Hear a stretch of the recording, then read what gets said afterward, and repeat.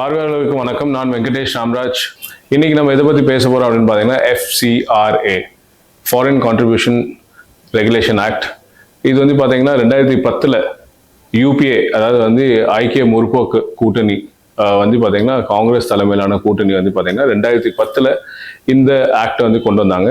இது எதுக்காக கொண்டு வந்தாங்க அப்படின்னு கேட்டீங்கன்னா, வெளிநாட்டுல இருந்து வரக்கூடிய டொனேஷன்ஸ் நம்ம இங்கே இருக்கிற என்ஜிஓஸாக இருக்கட்டும், இல்லை எஜுகேஷன் இன்ஸ்டிடியூஷன்ஸாக இருக்கட்டும், இல்லை இண்டிவிஜுவல்ஸ்க்கு வருதுன்னு வச்சுக்கோங்களேன், தனிநபருக்கு, அதை வந்து ஒழுங்குபடுத்தணும் அப்படின்றதுக்காக இந்த ரெகுலேஷனை கொண்டு வந்தாங்க.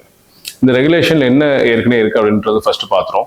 ஏற்கனவே பார்த்தீங்கன்னா வந்து நீங்கள் தனிநபராக இருந்தாலோ, இல்லை வந்து ஒரு கல்வி குழுமமாக இருந்தாலோ, இல்லை வந்து நீங்கள் வந்து சேரிட்டபிள் ஆர்கனைசேஷன் வச்சு நடத்திருந்தாலோ, நீங்கள் வெளிநாட்டிலேருந்து பணம் வந்து ரிசீவ் பண்ணோம் அப்படின்னு சொன்னீங்கன்னா, உங்களுக்கு வந்து உங்கள் நிறுவனத்துக்கு ஒரு அக்கௌண்ட் இருக்கணும், வங்கி அக்கௌண்ட் இருக்கணும். எங்கே இருக்கணும்னு கேட்டீங்கன்னா, State Bank of India, Sansad Marg Connaught Place, அதாவது டெல்லியில் இருக்கிற SBI பேங்க்ல இந்த பிரான்ச்ல, இந்த கிளையில வந்து உங்களுக்கு அக்கௌண்ட் இருந்தால் மட்டும்தான் நீங்க வந்து அதை ரிசீவ் பண்ண முடியும். என்னது, இந்த ஃபாரின் ஃபண்டை. இந்த அக்கௌண்ட் ஓப்பன் பண்ணணும்னா நீங்க வந்து NGO இன்னைக்கு ஓப்பன் பண்ணி நாளைக்கு அக்கௌண்ட் ஓப்பன் பண்ண முடியாது.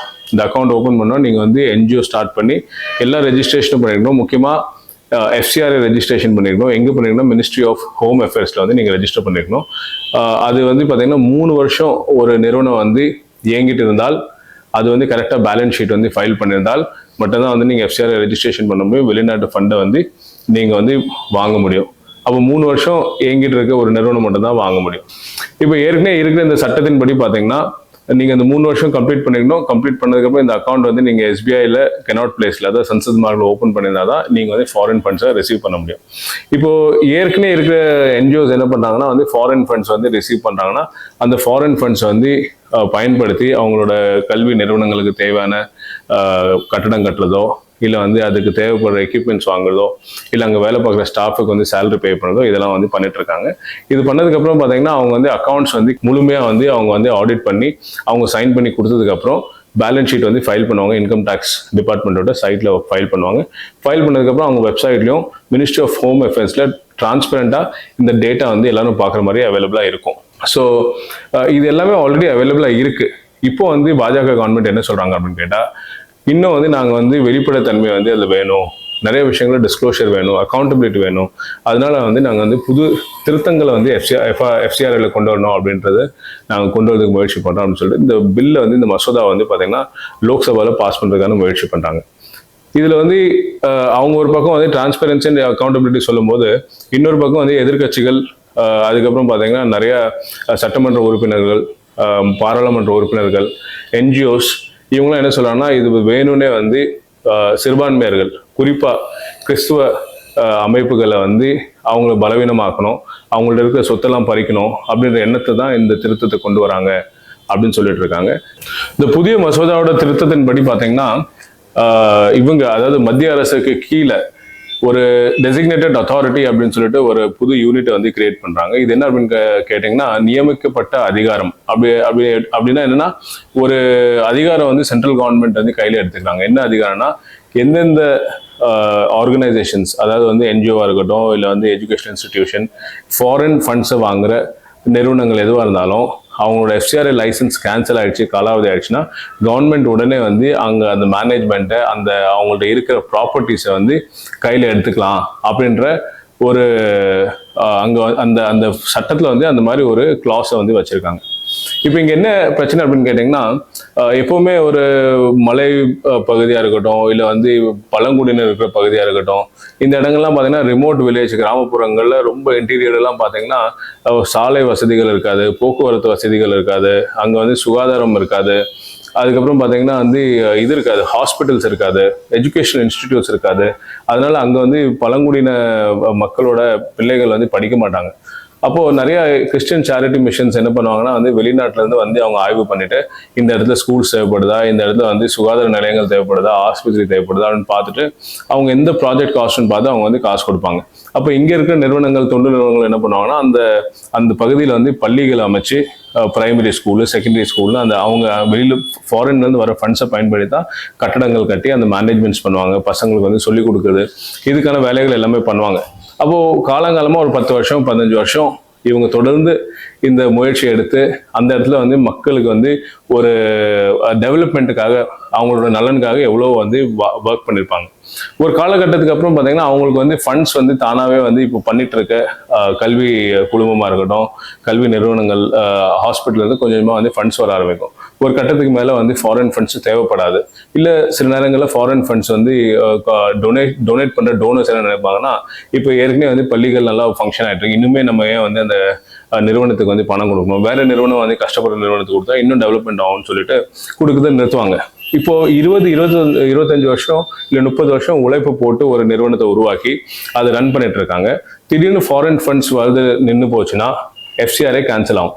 FCRA கேன்சல் ஆச்சுன்னா உடனே வந்து கவர்மெண்ட் டெசிக்னேட்டட் அத்தாரிட்டிஸ் வந்து அந்த கட்டடம், அங்கே இருக்கிற மேனேஜ்மெண்ட் எல்லாமே வந்து டேக் ஓவர் பண்ணிப்பாங்கன்னு சொல்றாங்க. இது எந்த விதத்தில் நியாயமாகும் அப்படின்றதான் இந்த முக்கியமான கேள்வி. இதனால தான் வந்து நிறைய NGOs பார்த்தீங்கன்னா கேரளாவாக இருக்கட்டும், இல்லை வந்து சட்டசபை உறுப்பினர்கள், இல்லை வந்து சட்டமன்ற உறுப்பினர்கள், இவங்கெல்லாம் வந்து பார்த்தீங்கன்னா தொடர்ந்து இந்த போராட்டத்தை வந்து முன்னெடுத்துட்டு இருக்காங்க. ரெண்டாவது இதில் இன்னொரு கண்டிஷன்ஸ் போட்டிருக்காங்க. புது கண்டிஷன் என்ன அப்படின்னு கேட்டால் யூட்டிலைசேஷன் அப்படின்னு ஒரு கண்டிஷன். யூட்டிலைசேஷன்ன்றது என்ன அப்படின்னா, கடந்த 2 ஃபைனான்ஷியல் இயரில் ஒரு நிறுவனம் வந்து குறைஞ்சபட்சம் 10 லட்ச ரூபா செலவு பண்ணிருக்கணும், இல்லை 10 லட்ச ரூபா வந்து ஃபாரின் ஃபண்ட்ஸ் வந்து உள்ளே வந்திருக்கணும்.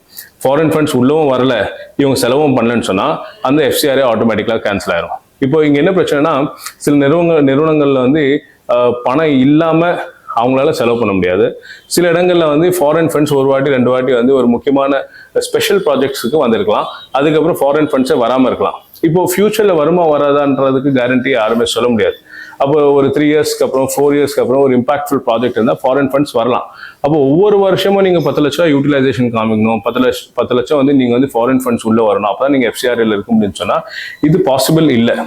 இந்த கிறிஸ்டியன் மிஷனரிஸ் பொதுவாக வந்து இந்த சிறுபான்மையர் நடத்தக்கூடிய NGOs வந்து எந்தெந்த ஆயுதங்களை வந்து பயன்படுத்தி இவங்களோட லைசன்ஸை கேன்சல் பண்ணலாம் அப்படின்ற இது முயற்சி தான். நீங்கள் வந்து ஒரு ரெனியூவலுக்கு போகிறீங்க, ரெனியூவலுக்கு போகும்போது இவங்க வந்து நிறைய ஸ்ட்ரிஞ்சன்ட் டாக்குமெண்ட்ஸ் ப்ராசஸ்லாம் கேட்பாங்க. அப்புறம் அவங்க வந்து அத்தாரிட்டிஸ் வந்து அவங்களுக்கு வந்து விருப்பம் இல்லை, அவங்க ஆர்பிட்ரரியாக வந்து இந்த லைசன்ஸை கேன்சல் பண்ணாங்கன்னா நம்ம NGOs வந்து எங்கேயுமே போயிட்டு முறையிட முடியாது. ஸோ அவங்களுக்கு வந்து ஒரு சேஃப்டிக்காக, சேஃப்கார்டுக்குன்னு எந்த ஒரு மெக்கானிசமுமே இல்லை.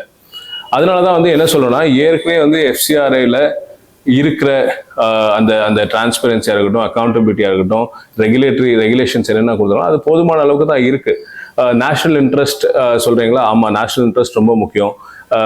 இது இந்த வர பணங்கள் வந்து தவறான வழியில் பயன்படுத்தக்கூடாது அப்படின்னு நினைக்கிறீங்களா? அதுவும் கரெக்டு தான், அதை அக்செப்ட் பண்ணுறோம். அது வந்து ஆளுங்கட்சியாக இருந்தாலும் எதிர்கட்சியாக இருந்தாலும் இங்கே இருக்கிற ஒவ்வொரு கட்சிகளுக்கும் வந்து அந்த பொறுப்பு இருக்கு. எந்த ஒரு பணமும் வெளிநாட்டிலேருந்து வர பணம் வந்து தவறான வழியில் பயன்படுத்தக்கூடாதுன்றது எல்லாருக்குமே அந்த பொறுப்பும் உணர்வும் இருக்கு. ஆனால் வந்து அந்த காரணத்தை சொல்லி நல்லா இயங்கிட்டு இருக்கிற, உண்மையில வந்து கஷ்டப்படுறவங்களுக்கு வந்து வேலை பார்க்குற இந்த தொண்டு நிறுவனங்களை முழுக்க ஒரே காரணம் சிறுபான்மையர் என்ற காரணத்துக்காக அவங்கள ஒழிச்சு கட்டணும், அவங்கள பலவீனமாக்கணும் அப்படின்னு நினைக்கிறது ரொம்ப தவறு.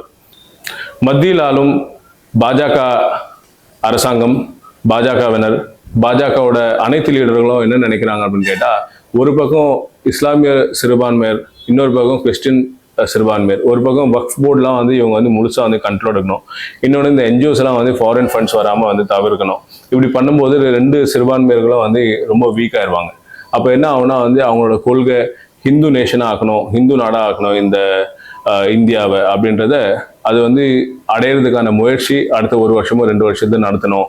அதுக்காக என்ன யாரை காவு கொடுத்தாலும் பரவாயில்ல, எவ்வளோ இழப்பீடு இருந்தாலும் பரவாயில்ல, எவ்வளோ நிறுவனங்கள் அழிஞ்சாலும் பரவாயில்ல, அதை பற்றி கவலை இல்லை. நம்ம வந்து இதை கண்டிப்பாக வந்து இந்து நாடாக மாற்றி ஆற்றிடணும். அடுத்த 2029 எலெக்ஷன் வரதுக்கு முன்னாடி இந்த நாடை வந்து இந்து நாடாக மாறணுன்ற ஒரே நோக்கத்தோட இவங்க வந்து பயணம் பண்ணிட்டு இருக்காங்க.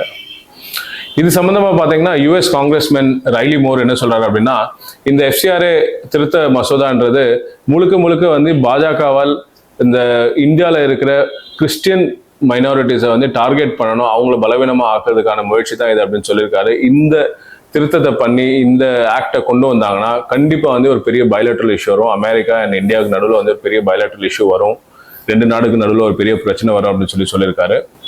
நேற்று கூட பார்த்தீங்கன்னா வந்து சட்டப்பேரவையில் தாவேகா தலைமையிலான அரசாங்கம் ஒரு தீர்மானத்தை பாஸ் பண்ணாங்க. என்ன அப்படின்னு கேட்டீங்கன்னா, நாங்க முழுமையா எஃப்சிஆரை வந்து எதிர்க்கிறோம் அப்படின்னு சொல்லிட்டு தீர்மானத்தை பாஸ் பண்ணாங்க. இதுல தாவேகா கூட்டணியில் இருக்கிற அனைத்து கட்சிகளும் பாத்தீங்கன்னா அந்த தீர்மானத்துக்கு ஆதரவா வாக்களிச்சிருக்காங்க. குறிப்பா எதிர்கட்சி, அதாவது தேசிய ஜனநாயக கூட்டணியில இருக்கிற அதிமுக கூட என்ன சொல்லியிருக்காங்கன்னா, இந்த திருத்தத்தை வந்து நாங்க வந்து முழுமையா வந்து அக்செப்ட் பண்ணல.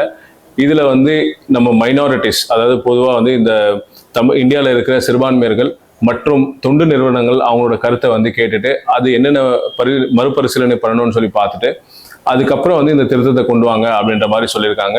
பாமக சட்டமன்ற உறுப்பினர் சௌமியா அன்புமணி கூட பாத்தீங்கன்னா இந்த எஃப்சிஆர்ஏவை எதிர்த்து இந்த தீர்மானத்துக்கு ஆதரவு தெரிவிச்சிருக்காங்க. இவங்க தேசிய ஜனநாயக கட்சியில இருக்க கூட்டணி கட்சி.